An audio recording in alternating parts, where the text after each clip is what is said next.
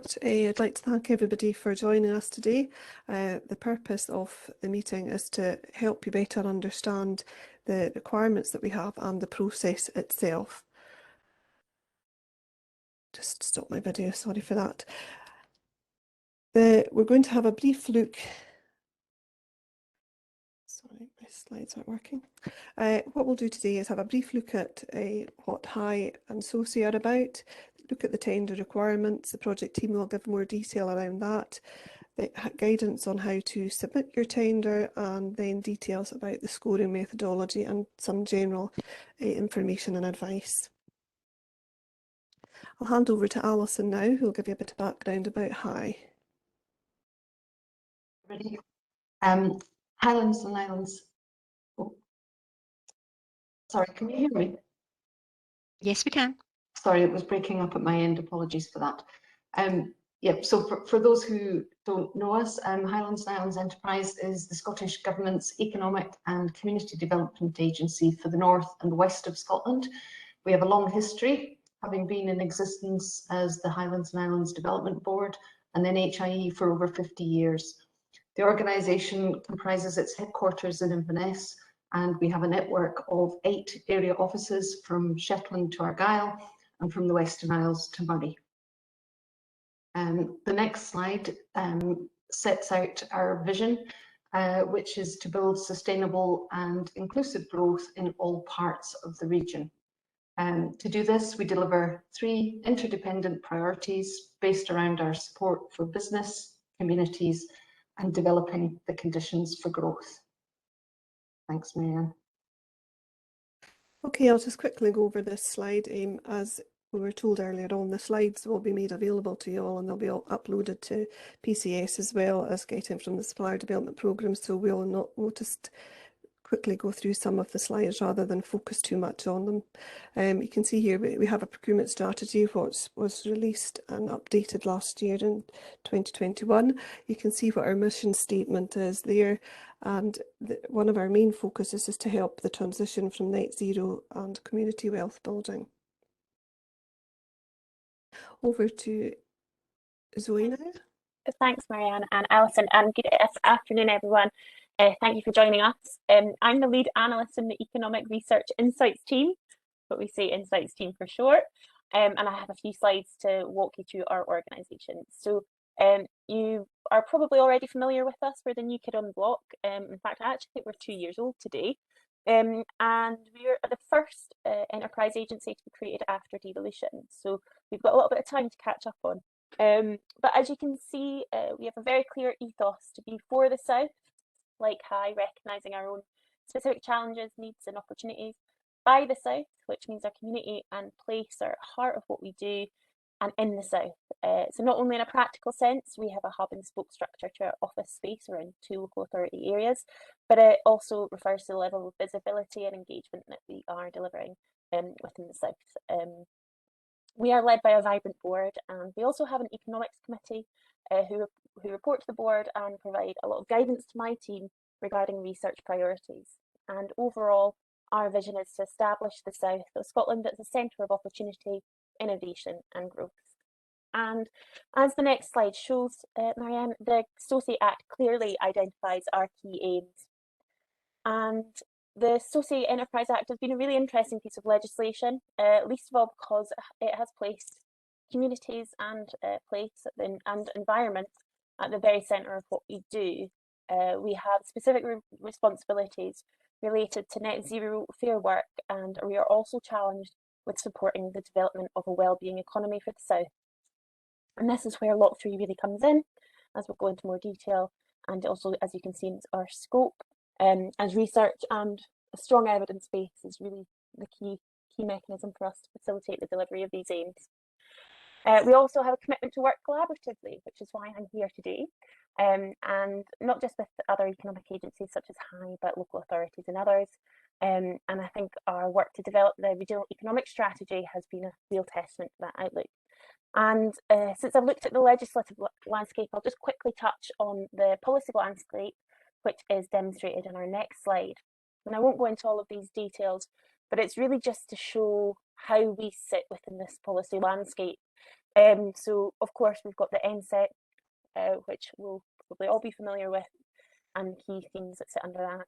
But we've also got our regional economic partnership, who are a team of partners in the space in the south of Scotland looking and delivering on our regional economic strategy and delivery plan. And then underpinning that, we've obviously got our associate action plan and operating plans and performance. So I'll just quickly touch on our procurement strategy. I think it reflects what is demonstrated in our next slide. And I think this demonstrates that we're also a very young organisation. We don't have a refreshed strategy to be able to, a nice, shiny, glossy to be able to share with you today. So I just kind of wanted to touch on a few key priorities for us.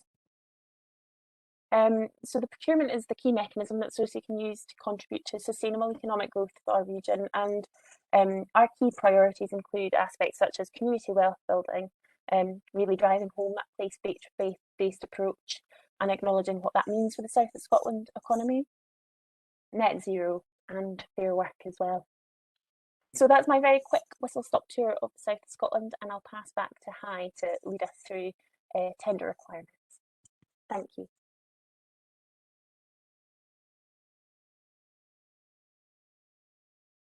Alison, it's over to you. Hi operates a number of frameworks to allow us to draw down services to support our operations. Our current research, appraisal and support framework will expire at the end of September and will be replaced by the new research, appraisal, evaluation and delivery framework we're discussing today. It's a bit of a mouthful. 3 lots are proposed. The next slide focuses on lot 1. Under lot 1, we've brought together a range of strategic and operational planning and delivery support requirements, and we've grouped them into 3 categories. Following the launch of the Scottish Government's new National Strategy for Economic Transformation that Zoe's just mentioned, Hi is currently developing a new strategic framework for the next 3 to 5 years. As part of its implementation and subsequent operational planning, we anticipate a number of work streams to inform our resource allocation, investment priorities, etc. And we envisage that some specialist consultancy inputs may be required to support elements of this work, particularly where a level of independent objectivity would add value. Being able to demonstrate the value of our impact is absolutely critical to us, and therefore we also anticipate workflows that will contribute to the evolution of our measurement framework. In terms of business case development, the second component, we have an increasing requirement for Treasury compliant business case work, mainly to support funding applications for strategic investments, and commissions procured under lot 1 will relate to the more complex, high risk and often high value investments. And the final section, benefits realisation. We have a growing portfolio of complex, high profile investments. For example, in relation to growth deal projects, significant resources are currently being deployed to develop outline business cases. The requirement to subsequently deliver these projects, be it as lead agency or as a partner, is likely to require additional resources and some specialist support. This could include logic modelling, monitoring and evaluation frameworks, benefits realisation plans and independent project reviews. And this work will be vital to our ability to demonstrate a focus on outcomes and value for money. It's difficult to predict the volume of commissions that will be associated with lot 1, as it will be very much demand driven, although a significant budget has been allocated. We expect commissions to be varied, wide ranging, and the requirements could well evolve to meet new and emerging opportunities. That's it from me as an introduction. Thanks, Alison. I'm just going to canter quickly through 3 slides just to give you an overview of Lot 2 in terms of the appraisal and evaluation work streams. I'm sure you would have picked up from looking at the scope that the primary focus of this lot is on the internal project appraisal to help inform our due diligence process, but also about assessing the impacts of our project and programme interventions. and alongside that, undertaking bespoke impact analysis commissions in response to exogenous shocks happening in the economy. Commissions will vary in size and scale and very much be driven by the external demand for financial support from High, but also our own internal need for evaluation and review commissions to inform our impact and efficiency assessment of our interventions. But alongside this, there's also a requirement for us to understand what's happening in the wider economic context, what's happening in the regional economy, and some scene setting to help with our strategic thinking. So findings and outputs from the commissions in Lot 2 will very much help inform and direct our project intervention in High, but it will also shape our policy development as well, providing that enhanced evidence base on the impact of our interventions. But overarchingly, they will support High's decision making and resource prioritisation. So I'll just move to the second slide now, which will just give you a quick overview of the appraisal side of the appraisal and evaluation lot. So there will be a big focus on economic impact assessments to inform the appraisal process for a range of projects seeking financial assistance. And this will be to ensure that we have our appropriate due diligence undertaken. And for the more straightforward cases, it's basically talking you through the appraisal of market failure, probing additionality and attribution, forming views on displacement, and analysis of economic impacts and those wider socio-economic benefits accruing to the Highlands and Islands. This process, I must have stressed, undertaken in adherence with the principles set out in the Treasury's Green Book. They usually undertake about consultancy effort about 5 days of time for each one on average. And historically, looking back over the framework, we've commissioned around 25 of these per annum, and mostly on a rotational direct award basis. But alongside these economic impact appraisals, there may be a small number of market assessments and displacement reviews to support projects which don't have a full EIA requirement. By EIA, economic impact assessment. Now, these projects may be lower in terms of monetary value, but they're still providing outputs of scale and opportunity. So for us to understand how the market is comprised, or a view on product and labour market displacement is quite important. Alongside these assessments, there may be a small number of economic cases required to support the business case process, but these would be for more straightforward and less strategic projects than delivered through Lot 1. Feasibility studies and options appraisals to help inform our strategic thinking of an opportunity may also be undertaken in Lot 2, looking at the size of the opportunity and addressing risk and sensitivity analysis to help inform our ways forward with different options. And lastly, under appraisal, wider impact and economic performance studies to inform our understanding of the regional economy and the business and community impacts felt from exogenous shocks. There are likely to be bespoke commissions, perhaps appraising an area's reliance on a sector or a business, or quantifying the impacts potentially lost to the business under threat. But in addition to these, there's also an overview of the regional economic performance over time, looking at key performance metrics and tracking what's happening in the regional economy. I'm moving on just to the last slide for evaluation to complete the view of Lot 2. Evaluation and review studies will be required to assess the impact of our interventions, but not just this, also to identify areas of good practice, opportunities for improvement and development, and all undertaken in adherence with the principles set out in the Treasury's Magenta Book. Individual assignments will be tailored to best reflect business need and to help deliver impact and efficiency assessments for High. Cost-benefit analysis, value for money, testing and probing additionality and the counterfactual will all be quite important. Alongside this, there may also be options for future delivery required for some of the studies commissioned. That's about making sure that we can have a good and solid evidence base to help inform our decisions on what had to happen next with regard to our programme interventions. Overarchingly, the number of commissions anticipated will be determined by High's rolling evaluation plan, and this will help us identify priorities and timeframes. But we do anticipate there'll be a small number each year of around 3, but this may change year by year. Overarchingly, for the whole framework, we currently anticipate around 30 to 35 commissions per annum. And given the time-critical nature of some of the requirements for Lot 2, there'll be a mix of both direct awards and mini-tendering. I'll just hand you over to Catherine now for her talk through Lot 3. Hi everyone, I'm Catherine McNeil. So I'm the High Lot lead for our research activity, and Zoe is the lead for the socio element of this. And as you can see, Lot 3 is quite distinct from the other two lots. Firstly, in that it's a collaboration between HIE and SOSI. And secondly, while Lots 1 and 2 focus more on organisational or operational activity rather, our investments, projects, programmes. The Lot 3 activity is possibly more outward looking at the economy more broadly, and looking at policy. Ultimately, we try to create the evidence base that then underpins so much of our thinking, our decision making, our resource allocation, and feeds through into the shape and nature of some of our operational activity.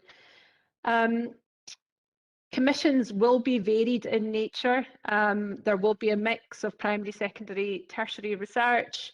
We'll target a range of different audiences.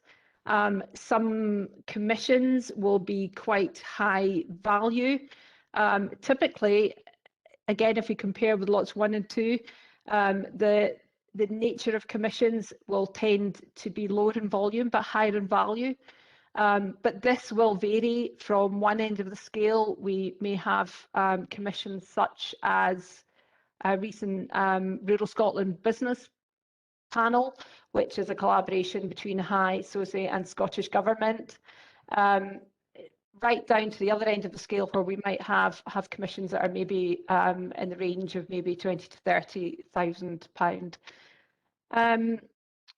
We will mainly use a competitive mini tendering process, although we do reserve the right for a direct award process for commissions of £10,000 or less, and that would be awarded on a rotational basis. If we just move on to the next slide now, I'll tell you a little bit about what we're looking for within this lot. We're looking for suppliers that can offer a very strong technical research skill set, and also some degree of policy expertise, given that the kinds of projects that come up under Lot 3 can be very diverse in nature. We do want suppliers that can apply the skill set across a broad range of different policy areas.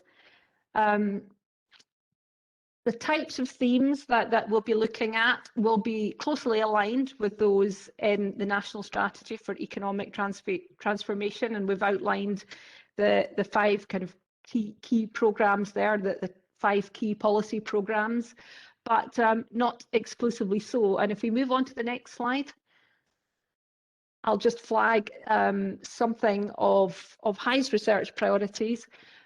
Our priorities are guided by an operational research plan. You'll see here that our themes are tailored. We look at regional and a place-based perspective.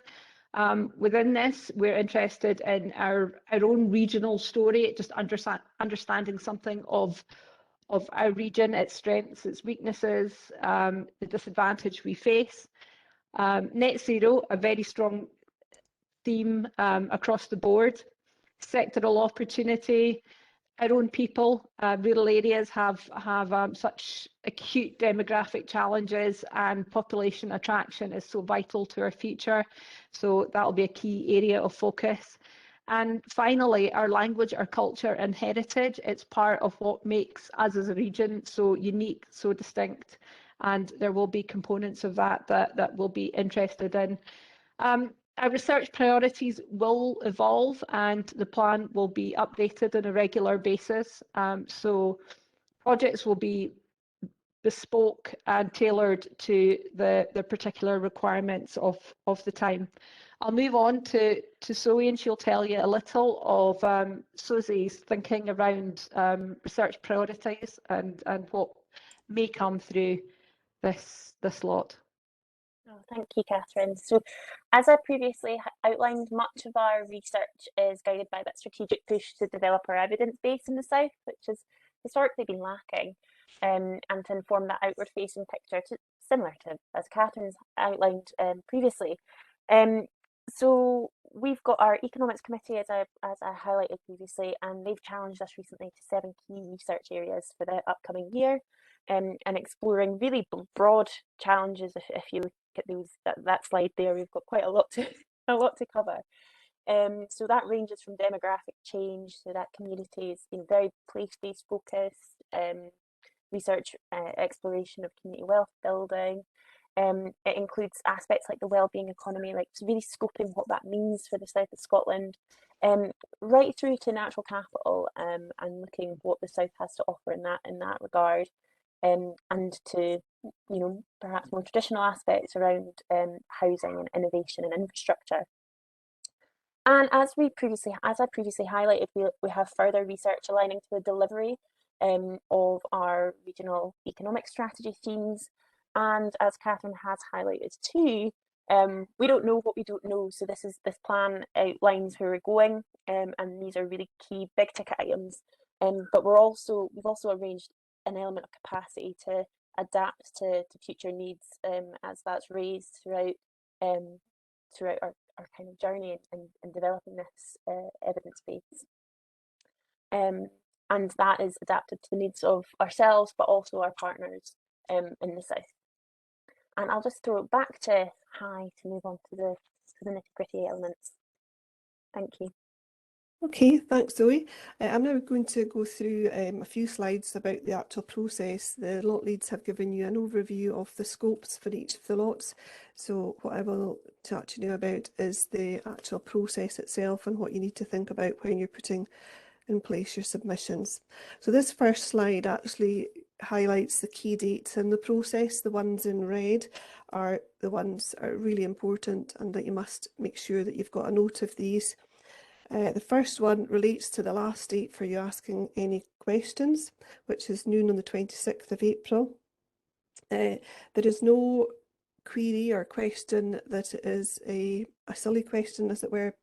If there's anything that you're unsure about, you're unclear about, including relating to the terms and conditions, it's better to ask the question rather than make any assumptions. One request that we would ask is that if you have a number of questions, if you can please break these down into separate questions. The system doesn't allow us to answer part of a query, so separating it out will get you the answers back quicker. Also, if you've got a query that relates to more than one of the lots, but it's the same query for all of them, we would like you to ask that for each of the lots, because that makes it much more manageable for ourselves and yourselves, so that you and us can keep track of what's been asked against each lot. One point I would make here is that we can't see who's asked a question in the same way as we can't see who is starting to upload any responses. The questions are anonymous, and therefore don't be worried about us knowing who actually is asking the question, because we can't see that at all. The next key deadline dates are the deadline dates, and as you can see there, they're different for each lot. So make sure that again that you've got a note of these and that you know which is for which lot. Anything that we receive after that deadline, we will not be accepting. So therefore I would recommend that you put the dates in your diaries with reminders. Don't leave it until the last minute to start uploading your submissions, because there could be system errors. And if you've got any issues with the system itself, it's not a high system. Public Contact Scotland are the owners of it. So if you have any queries about using the system, you should contact them direct. The first part of the process is the single procurement document. It's an online document which is linked to your submission, and it's divided into 2 sections. The first section is details that captures information about yourselves, and the second part covers the exclusion and the selection criteria as shown below. The economic and financial standing requirements for this one are the insurances that we've listed in our documentation. One point to note that is if you do fail any of these criteria, your submission is actually not evaluated further and you're excluded from the process. Again, one point for you to note here, the SPD is linked to your submission, so it's quite a key document. If you don't have it uploaded, you will not be able to dispatch your submission. So again, if you're having any issues with the SPD, please check with PCS. And again, don't leave it until the last minute, because we have had situations previously where bidders have left it too late and they've missed a deadline because of that. This slide here shows the evaluation criteria for the different lots, and so they are all different. If you pass the SPD section, we then go on to your quality and price evaluation. You can see here that we've got 30% price and 70% quality. And the breakdown of each of the lots for their quality is shown on the right hand side of the screen there. Cybersecurity is evaluated externally and again, it's a pass-fail. So if you feel that, you wouldn't be carried forward any further either. And in addition, we've actually set minimum threshold scores for each of the lots. They're shown in yellow there, as you can see them. They are minimum scores, so if you don't meet these minimum scores, again, you would be excluded from the process. Price is assessed by our team, and it's based on the total aggregated day rate that's in your pricing Proformas. This slide here shows you all the forms that you need to submit, and again, they are different. So if you're bidding for more than one lot, make sure that you use the right document and that you upload them all for each of the lots that you're bidding for. There are two forms which are generic for all the lots. In other words, the cybersecurity response form and the community benefits and fair works practices response form. However, the latter one, the community benefits one, it needs to be tailored to each lot. There's lot drop-down options on the form for you to use. If you are bidding for more than one lot, you must ensure that you upload all these documents though. So even although these two are generic, they still have to be uploaded for each of the lots.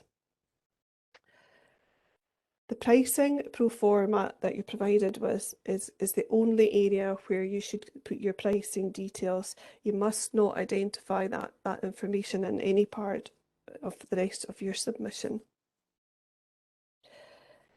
This slide here gives you some guidance on how to structure your response and some areas for you to note. As indicated in our documentation, each question is evaluated in its own right, so you shouldn't refer to other questions when you provide your answers. The weightings that we've given are an indication of the importance of the question, with the page limits also providing details of the length of the response that we expect. One thing to note again is that anything that's over the page limit is not evaluated, so please make sure that you keep to the page limits that have been allowed. Again, I would suggest that you start putting together your responses as early as possible. This then allows you to make sure that you've got all the information you need and you can ask questions within the timescales allowed. As previously mentioned, there's no questions that are considered inappropriate. They can relate to anything at all, but we can't accept questions after the deadline for the date for asking questions, and in the same way that we can't accept bids after the deadline with any qualifications of them on them. So please make sure that you ask any questions if you're unsure. Community benefits, they are a contractual requirement, as you can see there from the statement of the Scottish Government. In High, wherever possible, we aim to have these delivered in all of the exercises we're doing. Obviously, SOCI are working with us on this for lot 3, so again, we're hoping to have these delivered within the High SOCI areas to meet our High and SOCI priorities and objectives. They are not being evaluated for this tender, and there is one point that we noted here today. The Lot 2 scope of requirements does say it is evaluated. We will upload a clarification for that because it is not evaluated. That's just a typing error that we have in that scope, so we'll amend that as we go along. Whatever you propose in your submission will be contractual and it will be monitored and reported on. Please use the Community Benefits and Fair Work practices response form. There are worksheets in there with different bandings based on the value of work awarded, and it's broken down into different themes, including one of our preferred community benefits, which relates to young person guarantee, and this is one of the drop-down options in the first two themes that are listed. You'll get more details on the community benefits in the scope and the guidance document that we've given. One point to note is that they must be specific to the lot that you're bidding for, and also they can't be something that you're already delivering. It has to be something for this framework. Fair Work First comes under the banner of social value, and as you can see from the Scottish Government statement there, it's a key priority, especially when we're transitioning from out of COVID and looking into a period of economic recovery. The pillars that are listed there, they've been in place for a number of years now. The last two in orange, however, have been introduced more recently. Again, please use the response form that we've provided with, and I'd like just to outline any accreditations and any fair work practices that you have in place. I'm now going to cover some of the key points about the scoring methodology that we have relating to quality. So question one, as I've already mentioned, is a pass-fail, and it's evaluated separately by an external expert for us. You can see the criteria that's used there, and if you don't pass it, you will be excluded from the process. The remaining questions of the quality are then evaluated by the panel. They score independently, and their scores are averaged to form a single score. We've given worked examples in the scope, so please refer to that. And you can see the methodology. It's 0 to 4 that's used, which is used by the majority of public sector organisations. Price, as I mentioned earlier, is scored by the procurement team. It uses the predefined formula that's been issued. There is a different pro forma for each lot, so make sure that you use the right one if you're bidding for more than one lot. Submission of the wrong pricing for pro forma for the lot would exclude you from the process. So please take care to make sure that you do upload the right pricing pro forma. We've asked for maximum rates for different roles. Where you don't use these, you should map them back, and we want you to put a rate against all of the roles that we've identified. It is evaluated, as I mentioned already, on the total aggregated rate, and again there's examples in the scope that we've given you to look at. In terms of quality and price, again, one thing to note is that the scores are calculated in Excel, so they're automatically rounded up or down to 1 decimal point, so sometimes the total scores may not exactly align. This is just a screenshot showing you the different pro formas that are there. So again, just to make sure that you do use the right one for the right lot. This is the last bit of the information that I'm giving you. Again, it's just some tips and hints and tips for yourselves. It sounds obvious, but please read all of the tender documents that we issued and any supporting information. That includes any responses to any queries that are raised and any additional information that may be uploaded to the system since we've published the initial documentation. Remember, there are different dates for each lot, so say please put the dates in your diaries and add reminders so that you don't miss these.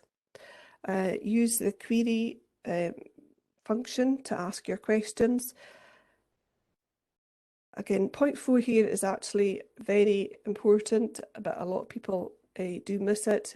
Go through the question and underline the key points that you're asked to address. Make sure that you cover all of these points, because if you don't, you would not get the full marks. So please make sure that you look at the question and see what it's asking you, and then cover that in your answer.